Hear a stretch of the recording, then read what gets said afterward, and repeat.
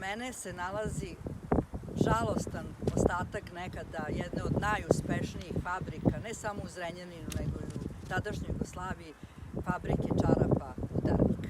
Evo, ona je pre nepunih mesec dana počela da se ruši, što je izazvao veliku tugu kod građana Zrenjanina, koji se sećaju kako je nekad ta fabrika radila, zapošljavala veliki broj radnika koji su imali dobre uslove za rad, velike plate, učestvovala na sajmovima mode, prodavala po celoj evropskoj današnjoj uniji.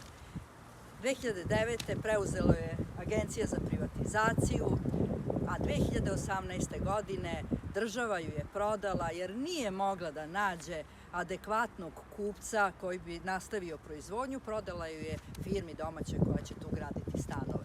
To je stvarno jedna tuga kada imate u vidu da u isto vreme postoje 3 fabrike u Zrenjaninu koje se bave s proizvodnjom sličnih artikala. Imate Pompeu, imate Golden Lady, imate Calcedoniju, strane firme. Na primjer, Pompeu je država finansirala sa nekih 1,5 miliona evra, a ovakvu fabriku je prodala za nekih 650.000 evra.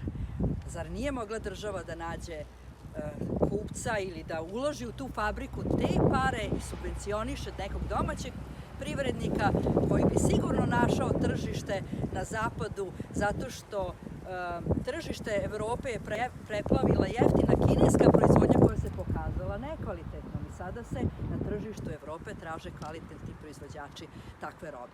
Međutim, očigledno našoj vlasti je jeftinije da ovako nešto uradi, ne razmišlja o budućnosti da sutra ti proizvođači strani mogu da zatvore fabriku, a i povremeno se i dešava da se radnici vrlo često šalju kući gde borave po 10 dana, 20 dana, mesec dana. Dok je ova fabrika imala stalno zaposlene radnike u 3 smene sa toplim obrokom. Naravno, možda se ne može vratiti ono vreme, ali ipak je neko morao dugoročno da razmišlja o našoj zemlji, o našim radnicima, a ovako sve je rasprodato, postajemo robovi stranaca koji će sutra stave ključ u bravu čim ne budu imali adekvatan prihod i odu svoju zemlju. To se zove neodgovorno vođenje privrede i neodgovorno vođenje politike ove zemlje.